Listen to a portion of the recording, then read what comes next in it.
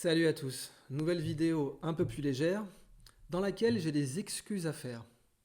Le titre de cette vidéo, pourquoi Cédric Villani est mon nouveau héros.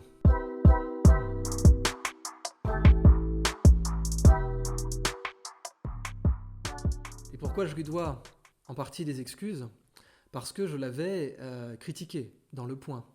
Vous savez que j'ai été un certain temps éditorialiste au Point et j'avais commis un éditorial sur Cédric Villani dans lequel je disais qu'il manquait de cicatrices. C'était bien sûr une façon de rappeler les théories de Nassim Nicolas Taleb sur le skin in the game et sur la pathemata mathemata, la connaissance à partir de l'expérience, et en l'occurrence pathemata de l'expérience qui fait mal. Eh bien, j'avais dit en gros que Cédric Villani, en remettant son rapport sur l'intelligence artificielle, manquait trop de cicatrices pour pouvoir intéresser l'industrie en ce sens. Eh bien là, pour les prises de position que Villani a eues depuis les municipales et encore plus maintenant, je ne peux que lui tirer mon chapeau. Et je ne peux que affirmer devant témoins qu'il a des cicatrices et que c'est même devenu un grand guerrier politique.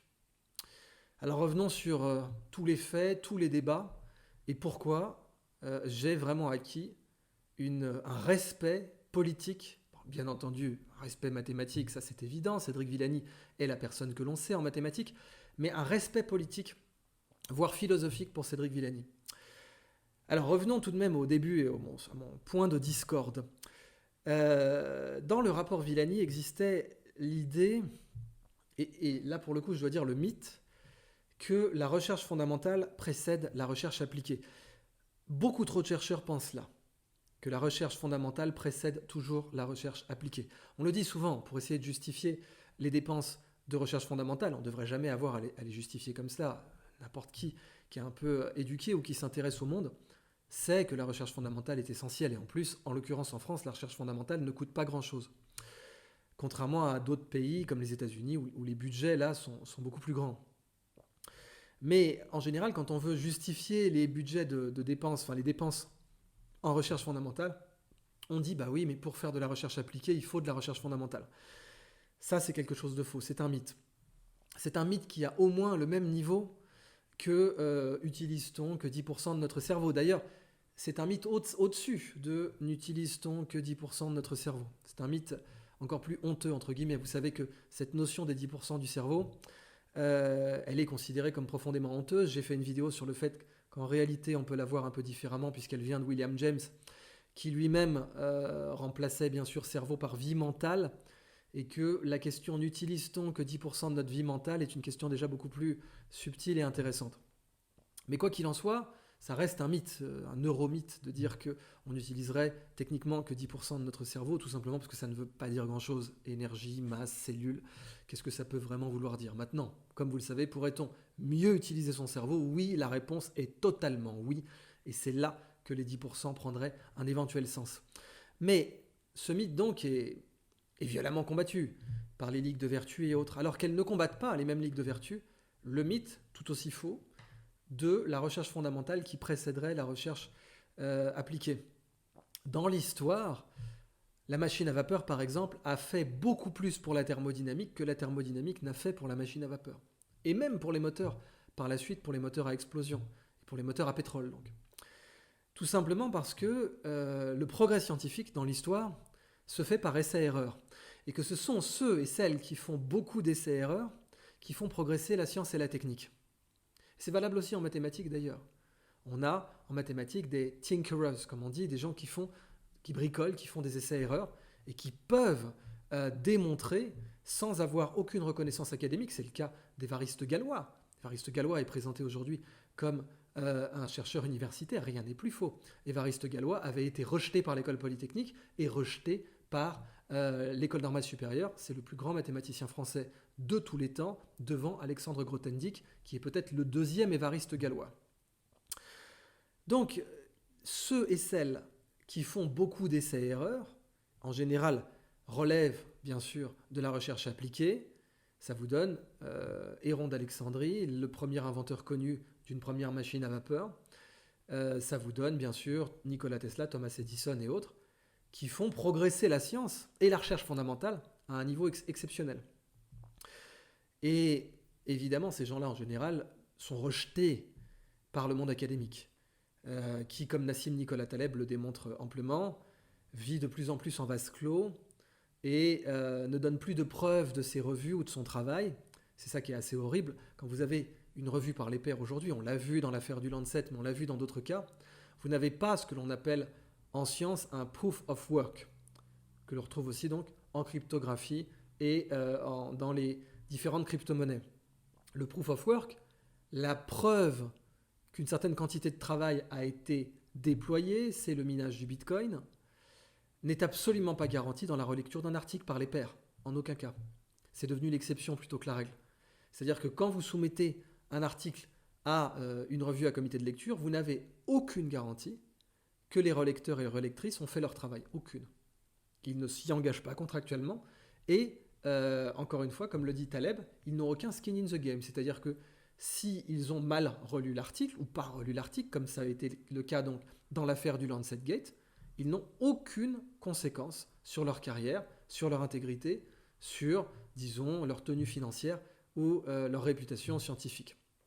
Aucune. Donc aucun skin in the game égale aucun travail sérieux. Ça, c'est aussi amplement démontré par Taleb. Voilà quel était l'unique point de discorde entre moi et Cédric Villani. Et puis au fond, on le voit, c'est un point de discorde qui n'était pas bien méchant et qui, même dans l'article du Point, n'avait jamais été particulièrement agressif.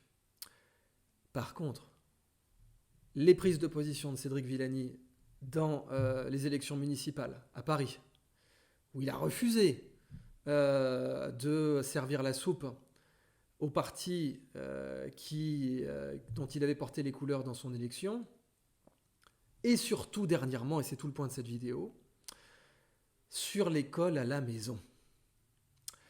Parce que Cédric Villani prend le temps, tout député qu'il soit, tout mathématicien de renom international qu'il soit, de s'impliquer personnellement dans l'éducation de ses enfants. C'est quelque chose qu'on devrait tous faire. Mais que la société nous empêche de plus en plus de faire. Par le temps déjà. Évidemment, qui a le temps quand il est fatigué et qu'il a travaillé une dizaine d'heures dans la journée, transport en commun inclus ou pas, d'aller faire des cours à ses enfants, sur quelque sujet que ce soit. Qui a le temps de s'impliquer aujourd'hui dans l'éducation de ses enfants? Le homeschooling, dont la forme suprême s'appelle aujourd'hui le hack schooling, et on a un très beau TED Talk de Logan Laplante que je vous recommande toutes et tous de voir. Hack Schooling Makes Me Happy, je le citais déjà dans Libérer votre cerveau, où on voit ce jeune homme, je crois qu'il a 13 ans du temps de son TED Talk, qui vous montre comment une éducation à la maison dans laquelle ses parents s'impliquent l'a profondément épanoui. N'oublions pas aussi Arthur Rami Andrizoa, oui, un nom malgache qui favorise peut-être pas la diffusion de ses travaux et des travaux de ses parents, mais Arthur Rami Andrizoa a publié 2 livres, La méthode Arthur et Mon école buissonnière. C'est le plus jeune bachelier de l'histoire de France, 11 ans et 11 mois. Eh bien, vous serez peut-être étonné de savoir que le plus jeune bachelier de l'histoire de France a été entièrement homeschoolé, entièrement. Éducation à la maison, qu'il a appelé Mon école buissonnière. Résultat, le bachot a 11 ans et 11 mois. Non, il ne sortait pas d'Henri IV, non, il ne sortait pas de Louis le Grand, non, il n'était pas une bête de prépa, comme on aurait pu le vendre aujourd'hui. Alors revenons à l'idée de l'instruction publique obligatoire. L'instruction publique obligatoire, malheureusement en France, a été indissociable de l'aventure coloniale. Et c'est le point qu'on doit lui reprocher. Sans débat indigéniste ou autre, c'est pas du tout le sujet. Mais c'est Jules Ferry qui a été le porteur de l'instruction publique obligatoire. Et déjà aussi, Jules Ferry était ministre des colonies. Face à lui, on avait Clémenceau qui s'est opposé abondamment et frontalement aux conneries coloniales que véhiculait Jules Ferry.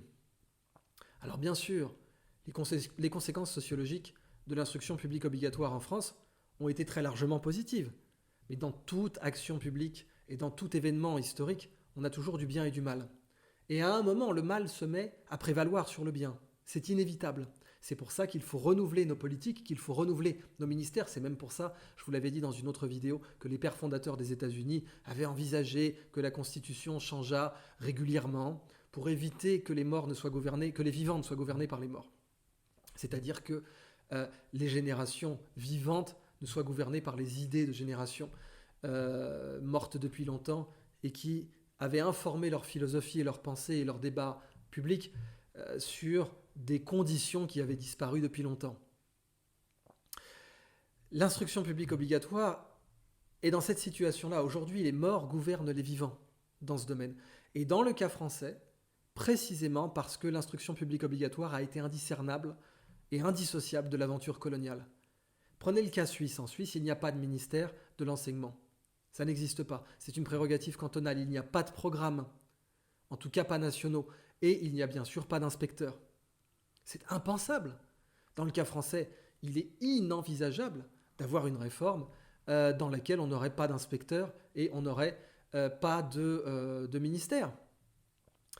On avait déjà, parmi les très grands mathématiciens, un mathématicien qui est au moins du niveau de Villani, c'est Laurent Laforgue. Et Laurent Laforgue avait une conception de l'état de l'enseignement qui tranchait tellement par rapport aux politiques actuelles qu'il a été écarté d'une commission où on l'avait nommé à la faveur de sa médaille Fields. Donc ces débats-là existent depuis assez longtemps, mais on a des pays dans lesquels le homeschooling est encouragé. Je pense au Danemark, je pense à l'Islande, et je pense bien sûr à Singapour, même si Singapour a une légendaire méthode d'enseignement des mathématiques, ou dirait Cédric Villani de la mathématique, puisqu'après tout, si on devait résumer, la mathématique, c'est avant tout la science de l'abstraction. Je fais partie des mathématiciens qui sont platoniciens, qui pensent qu'on découvre en mathématiques. On n'invente pas, même s'il y a un côté invention, il y a un côté où on a l'impression vraiment d'avoir inventé. Et c'est d'ailleurs l'attitude qu'avait Grothendieck. Grothendieck créait des machines mathématiques en quelque sorte. Il créait des machines intellectuelles qui prouvaient pour lui. C'est ce qui fait que Grothendieck était à ce point un génie. Mais je pense vraiment qu'on découvre en mathématiques et qu'on n'invente réellement pas. On a l'illusion d'inventer et qui est une illusion qui porte, qui est fascinante et qui a été précisément l'illusion qui m'a guidé dans mes travaux sur la conjecture de Collatz. Mais je ne considère au fond de moi pas ça comme une invention mais comme une découverte. Et pareil pour John Conway qui considérait qu'on découvrait en mathématiques, qu'on n'inventait pas. Mais la mathématique, c'est la science de l'abstraction. Tout ce qui peut être abstrait a sa place en mathématiques. Le nombre est peut-être l'entité abstraite la plus fondamentale, parce que le cardinal, c'est-à-dire combien il y a d'éléments, est peut-être la colonne vertébrale de l'abstraction.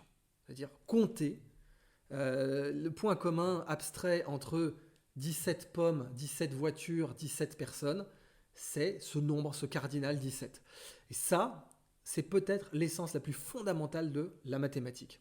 Et auquel cas, je trouve ça très brillant de dire la mathématique plutôt que les mathématiques, même s'il y a bien sûr tout un tas de branches et de théories et d'approches, mais la mathématique, parce que c'est la science de l'abstraction.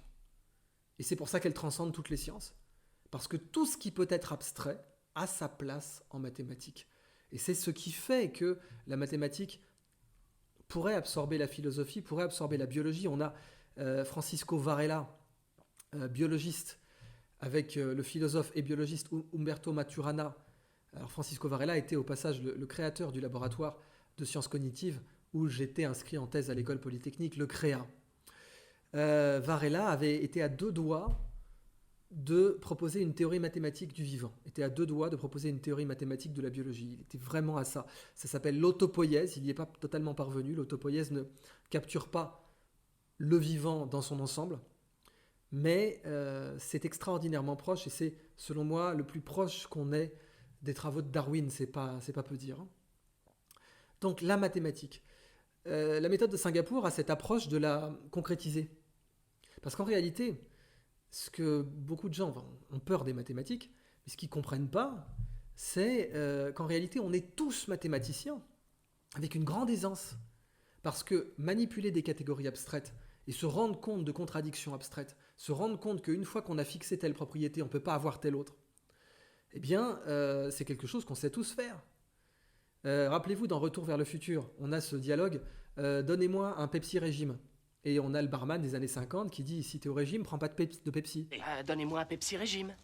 Si tu fais un régime, ne bois pas de Pepsi. Ça, c'est faire de la mathématique. C'est observer une contradiction entre deux propriétés dans l'état actuel des connaissances. Pepsi, c'est sucré, si t'es au régime, prends pas de sucre.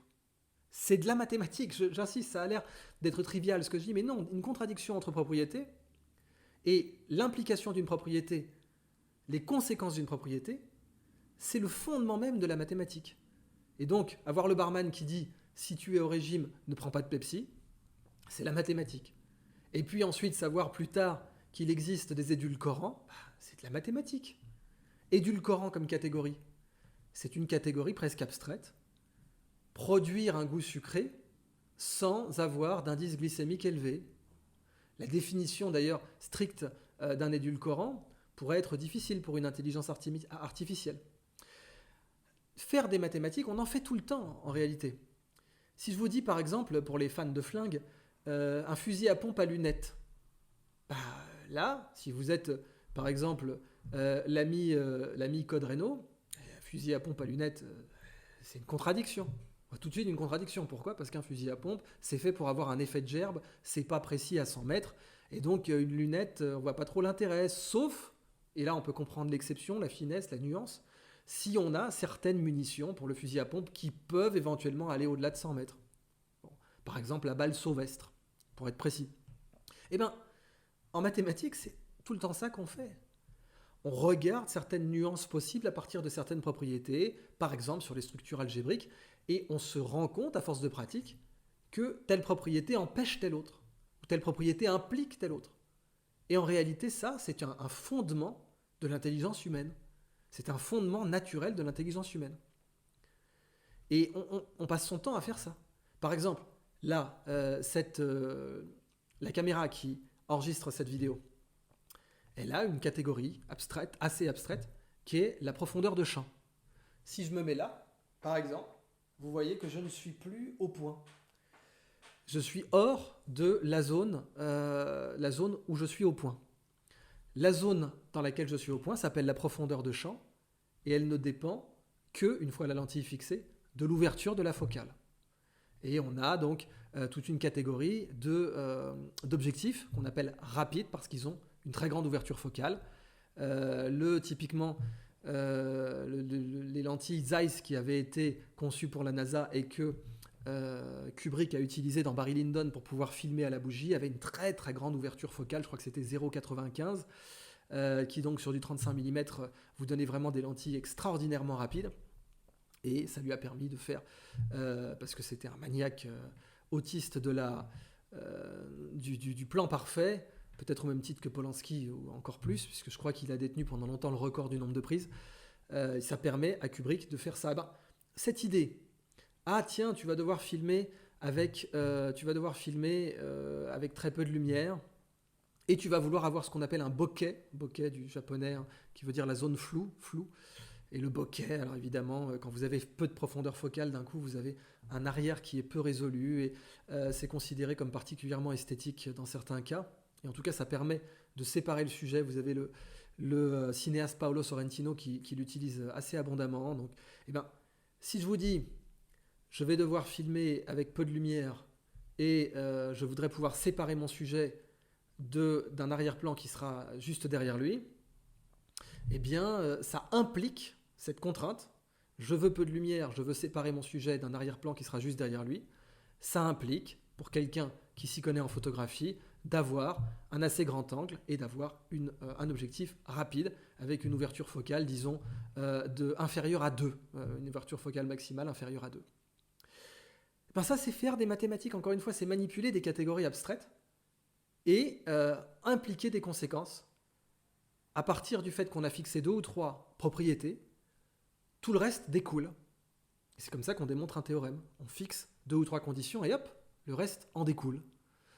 Donc encore une fois, fusil à pompe à lunettes, non, contradiction, mais on voit que dans certains cas, ça serait envisageable si et seulement si on avait fixé d'autres points particuliers comme la munition.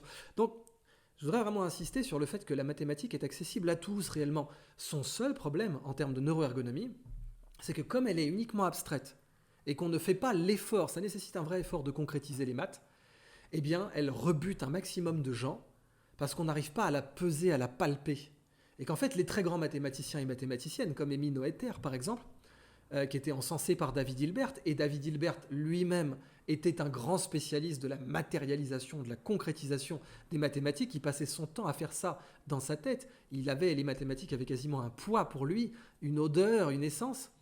Eh bien, ces grandes mathématiciennes et ces grands mathématiciens excellent parce que justement, pour eux, les mathématiques sont concrètes.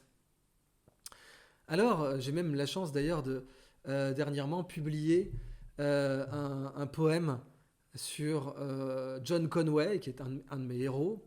Et c'est un éloge de John Conway, puisqu'il est mort de la Covid-19 en 2020.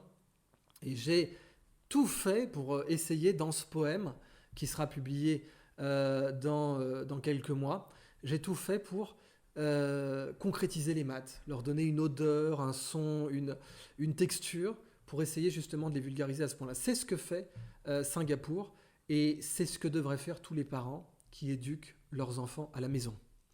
Donc, dans le sujet de cette vidéo, l'importance du homeschooling et sa dimension politique profonde. Parce que la raison pour laquelle aujourd'hui, les Français ne se rebellent pas quand on les oblige à se masquer alors qu'il n'y a pas le moindre début de preuve scientifique de l'intérêt sanitaire de porter des masques dans les lieux publics. Quand on confine les Français alors qu'il n'y a pas le moindre début de preuves scientifiques sérieuses de l'intérêt de confiner. Et que les Français continuent à baisser la tête et à faire comme on leur dit. Eh bien, où ont-ils appris cette soumission à l'autorité, à votre avis ? À l'école, bien entendu. L'école est une base du contrat social. C'est-à-dire que quand le contrat social est malade, c'est très souvent aussi que l'école est malade. Pendant très longtemps, et je continue à le faire, je me suis battu pour refonder une école sur l'épanouissement des professeurs, sur l'autonomie des professeurs et sur l'épanouissement des professeurs. C'est pour ça que j'ai été très honoré de donner la parole à Benjamin Briand, qui est professeur et qui est agrégé, parce que je pense que l'autonomie des professeurs, au maximum, serait un des points de départ, un des fondements d'une éducation plus efficace. Ça permettrait aux professeurs d'improviser davantage, de s'émanciper des programmes si nécessaire. Ça, c'est quelque chose qu'il aurait reconnu dans la Constitution suisse, par exemple, au nom du principe de subsidiarité, qui reconnaît que l'action publique doit toujours partir du plus petit maillon. Et donc, il y a une initiative publique possible. Le plus petit maillon, dans une salle de classe, étant le professeur. Si on visait comme objectif de la classe l'épanouissement du professeur et l'épanouissement des élèves, à mon avis, on irait beaucoup plus loin. J'ai eu la chance de visiter dernièrement une école en Belgique qui était centrée sur ce principe, et j'ai vu des résultats qui m'ont totalement bluffé. J'ai vu des élèves qui savaient lire et écrire à 4 ans. À 4 ans, les élèves savaient lire et écrire. On avait dégagé tout débat sur la méthode globale ou syllabique ou la méthode didgeridoo. On avait des profs qui, par essai-erreur, parce qu'il n'y a que ça qui marche en sciences, qui, par essai-erreur, étaient parvenus à apprendre à lire et écrire à des enfants de 4 ans. Et je l'ai vu de mes propres yeux. On leur mettait des lettres magnétiques sur un tableau et ils arrivaient à vous lire les jours de la semaine et ils arrivaient à vous lire mon nom, mon prénom. À 4 ans, un enfant qui sait faire ça, on sait que c'est un carré d'as qu'on lui a distribué dans la vie. Et au passage, ça a été le plus gros péché de Céline Alvarez que d'avoir su faire la même chose dans ses écoles. Eh bien non, les programmes reconnaissaient que c'était interdit. Mon Dieu, apprendre à lire et à écrire à des enfants de 4 ans, vous n'êtes pas fous. Les programmes l'interdisent, oui. C'est ça la bureaucratie. Toujours selon Nassim Nicolas Taleb, quand la procédure est plus importante que le résultat. Quand on préfère que ça foire avec la méthode et avec les formulaires, plutôt que cela réussisse sans. Le homeschooling est justement une façon d'avoir ce bon sens qui reviendrait, où les parents, bien sûr, s'impliquent dans l'éducation de leurs enfants. Or, avec les confinements, justement, de plus en plus de parents se sont dit que ça valait le coup d'apprendre à la maison, et en particulier de s'impliquer dans l'éducation. Or, si vous avez une génération qui a été formée avec ne serait-ce que 30% du temps parental, je ne dis pas qu'il faut raser les écoles, loin de là. Au contraire, j'insiste, il faut impliquer davantage les professeurs, il faut leur donner une plus grande initiative. Pourquoi ? Parce qu'aujourd'hui, la satisfaction des élèves et des parents n'entre aucunement en compte dans le succès d'un professeur dans sa carrière. Zéro. Le fait que les élèves soient heureux et le fait que les parents soient satisfaits, ça ne représente rien dans le succès de la carrière d'un prof. Rien du tout. Je vais même vous dire mieux. Ça va au contraire vous poser des problèmes. Moi, par exemple, qui étais professeur à Centrale, eh bien, mes élèves m'adoraient. J'avais les meilleures notes de mon master spécialisé en termes de retour d'élèves. Comme vous le savez, ça ne m'a pas servi du tout. On a des guignols comme Biocer à l'époque à Centrale. Bon, on va pas l'accabler, le pauvre garçon, il a eu grève sur grève, c'était pas du tout quelqu'un de populaire. Eh bien, qui ont essayé de me flinguer au maximum, précisément parce que un professeur non fonctionnaire comme moi était bien plus populaire auprès des élèves parce que je faisais des efforts que malheureusement trop de bureaucrates ne faisaient pas. Eh bien, ça m'a coûté. C'est-à-dire que le fait de satisfaire mes élèves, qui en l'occurrence payaient une fortune, ce master spécialisé, le fait de satisfaire mes élèves, le fait de m'impliquer dans la direction de thèse de master, j'en ai dirigé plus d'une vingtaine, et j'ai donc bien sûr fait de la recherche à ce niveau-là, eh bien, m'a coûté. Comme vous le savez, la reconnaissance par les pairs, par l'administration et par la bureaucratie, je m'en contre-tape parce que j'ai ce que l'on appelle dans le monde anglo-saxon la fuck you money. Et ça aussi, c'est quelque chose que Taleb reconnaît énormément. Avoir fait des livres qui se vendent, c'est quelque chose d'infiniment difficile et ça vous permet d'avoir une certaine autonomie. D'ailleurs, comme Taleb l'avait dit aussi, le simple fait de jurer en conférence, oh mon Dieu, shocking, un universitaire serait particulièrement bouleversé de cela, mais Taleb le répète bien, c'est une manifestation frontale du fait que vous êtes indépendant. Eh bien, en tout cas, pour un professeur en exercice, le fait de satisfaire ses élèves et les parents d'élèves est, au mieux, ne pèse rien dans sa carrière, au pire, va lui bousiller sa carrière. Et bien ça, c'est quelque chose qu'il faudrait changer directement, frontalement. C'est quelque chose qui détruit l'enseignement et qui détruit les professeurs et qui fait qu'ils sont malheureux parce qu'ils doivent rendre des comptes à quelqu'un qui est virtuellement sur leur épaule, qui est l'administration et qui est leur hiérarchie et qui est les programmes, la bureaucratie, alors que normalement, les seules et uniques personnes auxquelles ils devraient rendre des comptes, ce sont leurs élèves. Sociologiquement, donc, le homeschooling aujourd'hui est en train de devenir de plus en plus populaire, mais l'État a une peur bleue du développement de cette tendance. Parce qu'en une génération, il formera des gens qui ne voudront plus reconnaître les conneries, les débilités, les stupidités de l'État. Qui, quand l'État dira « vous devez rester chez vous », on vous force, non, c'est pour votre bien, en aucun cas ce n'est une réduction de vos libertés individuelles fondamentales, eh bien, cette génération qui aura appris auprès de ses parents, vous pouvez être bien entendu certain qu'elle ne sera absolument pas soumise à cette bullshit bureaucratique et politique. Et ça, ce serait une perte de contrôle absolument insupportable. En conséquence de quoi, l'État français est en train tranquillement d'essayer d'interdire ou de dissuader au maximum l'enseignement à la maison, en passant des lois complètement dingues qui diront qu'il est interdit, si vous avez une école à proximité, de faire l'école à vos enfants. Eh bien, Cédric Villani s'est opposé frontalement, directement et avec tout son courage et bien entendu tout son génie à cette loi à ce projet de loi complètement dingue.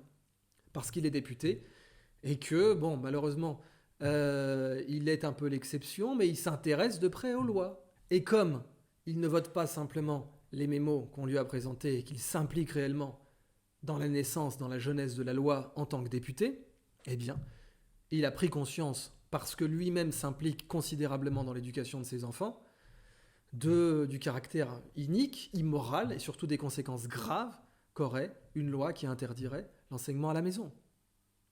Eh bien, c'est là que je dois profiter bien sûr de cette vidéo parce que je crois que vous êtes à peu près d'accord avec moi pour accepter le fait que vous seriez probablement contrebattu avec la toute dernière énergie de ce que je fasse des excuses publiques à Cédric Villani pour m'être opposé à lui, en particulier à l'époque de son rapport sur l'intelligence artificielle. J'en profite donc pour faire une vidéo sur l'enseignement à la maison, son intérêt, son histoire. Arthur Rami Andrizoa est vraiment un très beau cas parce que c'est un grand monsieur qu'on n'enseigne pas. Bon, évidemment, vous imaginez bien, les programmes officiels vous dire « Ah, au fait, au passage, le plus jeune bachelier de l'histoire de France était quelqu'un qui n'était jamais allé dans notre école. » Bon, alors peut-être qu'évidemment, c'est un cas très particulier qu'il aurait très certainement, bien sûr, eu son bac à 6 ans et demi s'il avait été à l'école. Il était simplement très doué et le homeschooling l'a au contraire ralenti. Mais moi, je pense au contraire que le mentorat et ce qui manque à l'éducation. Aujourd'hui, le mentorat n'apparaît que par hasard. Le mentorat se produit par accident, c'est-à-dire qu'on se souvient de ces profs qui nous ont marqués, mais on est allé les voir après les cours. Donc le mentorat n'arrive qu'après la relation éducative bureaucratique telle qu'elle a été cadrée par les normes, les directives et les circulaires. Alors que le mentorat, qui est aujourd'hui en périphérie de l'enseignement, devrait être au centre. Et on le sait bien, dans la Renaissance par exemple, quand Léonard de Vinci avait appris dans l'atelier de Verrocchio, quand le Tintoret avait appris dans l'atelier du Titien, le mentorat, quand bien sûr Platon avait appris auprès de Socrate, le mentorat est la façon naturelle d'apprendre pour un humain. Et la façon artificielle, chimique ou édulcorée est au contraire la relation bureaucratique notée. Vous savez que ma position sur la note est très particulière. D'abord, je toujours crains quand les États notent les gens. On avait eu un débat là-dessus avec ce très grand blogueur, penseur, homme de réflexion, qui est H16. Je vous recommande son blog si les idées libertaires vous intéressent. Libertariennes, pardon, pas libertaires. Il faudra que je fasse une vidéo là-dessus d'ailleurs, sur tout l'intérêt de refonder la droite et la gauche entre libertaires et libertariens, entre Proudhon et Bastiat. Ça ferait à mon avis une très belle vidéo, dites-moi dans les commentaires si ça vous intéresserait. Mais on avait eu un débat là-dessus, H16 et moi, sur la note. J'avais dit que, à Singapour, on ne note plus dans certains cas parce que, notamment quand un État peut noter ses ressortissants, c'est toujours gênant et risqué. Mais ma position est une position plus pragmatique. C'est que dans l'éducation, on a deux outils. On a la note qui sert à démontrer la conformité, et la conformité n'est pas forcément quelque chose de mal, même si je me suis énormément opposé à la conformité, à outrance, je suis quand même très content qu'un médecin soit, dans une certaine mesure, noté. Parce que j'ai envie de savoir qu'un ophtalmo qui va m'ouvrir l'œil, qu'un chirurgien qui va m'ouvrir l'œil, sait précisément, a pris ses leçons et a été noté. Pareil pour un pilote, je suis très content qu'un pilote d'avion ait été noté. Donc la note, ça sert à ça. La note, ça sert à valider auprès de quelqu'un d'autre, auprès d'une tierce personne, la compétence. Mais en éducation, le plus fondamental n'est absolument pas la note, c'est la correction. Ça, c'est un point qu'on oublie. On ne peut pas apprendre sans être corrigé. Si vous voulez apprendre le piano, il faut quelqu'un qui vous corrige, qui vous dit « Ah non, ça, ce n'est pas un enchaînement correct ». Si jamais vous voulez apprendre à danser, pareil. Si vous voulez apprendre à boxer, pareil. Ça, ce n'est pas une tenue correcte de vos points. Et la correction, c'est la condition sine qua non à l'apprentissage. Vous ne pouvez juste pas apprendre sans correction. On peut apprendre sans note, tout à fait possible. Vous êtes autodidacte, vous pouvez apprendre. Par exemple, Elon Musk a appris à programmer sans être noté. Alors, il a été noté plus tard, mais il avait déjà appris à programmer. Ce qui fait qu'il a eu d'ailleurs d'excellentes notes que sa maman a publiées dernièrement. Mais on peut apprendre sans avoir été noté. C'est tout à fait possible. C'est le cas de Léonard de Vinci. Il n'a jamais eu de notes quand il apprenait à peindre et à dessiner. Par contre, ce qu'il a eu, c'était des corrections. Le problème, quand on confond la correction et la note, c'est qu'on peut traumatiser des élèves. Ça veut dire, ah oui, les pauvres snowflakes, les pauvres flocons de neige, oui, mais au bout d'un moment, il faut qu'ils apprennent la vraie vie. Certes, mais en mathématiques, le problème, c'est que et un prof n'a pas le temps, un prof est obligé de noter et de corriger en même temps. Un prof est obligé de faire coïncider note et correction. Mais le problème, c'est que du coup, vous avez des élèves qui vont être dégoûtés de la correction. Et ça, c'est le pire que vous pouvez faire à un élève. Si vous voulez détruire la capacité d'apprentissage d'un élève, rendez-le terroriser des corrections. Faites en sorte qu'il ait peur des corrections.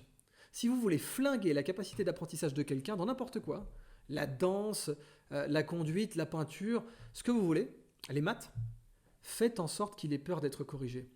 Et une des grandes causes d'inégalité scolaire n'est pas tant l'intelligence, le QI, la génétique, ce que vous voulez, comme penseront des gens comme Ramu qui sont convaincus que la génétique est le facteur déterminant de l'intelligence. C'est avant tout la quantité de corrections que les élèves reçoivent de leurs professeurs. On a des classes d'élèves qui vont aimer recevoir de l'attention de leurs professeurs parce qu'ils ont été conditionnés à cela par leurs parents. Et c'est là aussi que l'implication parentale dans l'école va jouer. Des élèves qui ont été conditionnés par leurs parents à aimer recevoir des corrections de leurs professeurs, eh bien, vont recevoir mathématiquement plus de corrections. Et c'est là qu'il faut voir ça pour les personnes qui s'y connaissent en vin, par exemple, mais pour les musulmans qui nous suivent, on pourrait voir aussi la fréquentation.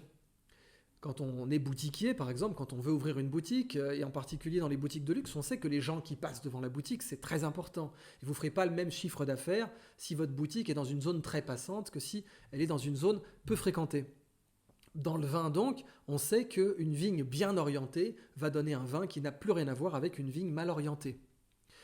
Eh bien, on sait donc en viticulture, on le sait depuis très longtemps, et c'était le grand savoir-faire des Gaulois à l'Aubroge, qui sont un peu les grands-parents, les parrains en tout cas, de la tradition viticole française, que ça vaut le coup d'aller chercher précisément le coteau impeccablement orienté pour faire le meilleur vin. Ce qu'on fait pour le vin, on ne le fait pas pour les élèves. C'est ça qui est horrible. Quand vous avez une salle de classe devant vous, et là je m'adresse aux professeurs, vous avez des coteaux, vous avez des vallons. Vous avez une hiérarchie de l'attention autour de vous, vous ne vous en rendez plus compte, mais il y a des élèves qui fuient votre attention. Ce sont ceux qui se mettent dans le fond. Alors évidemment, ils ont peut-être assez peu été sur l'estrade, puisqu'au final, c'est dans le fond qu'on voit le mieux. Mais vous avez des élèves qui fuient votre attention, vous avez des élèves qui la recherchent, qui se mettent devant.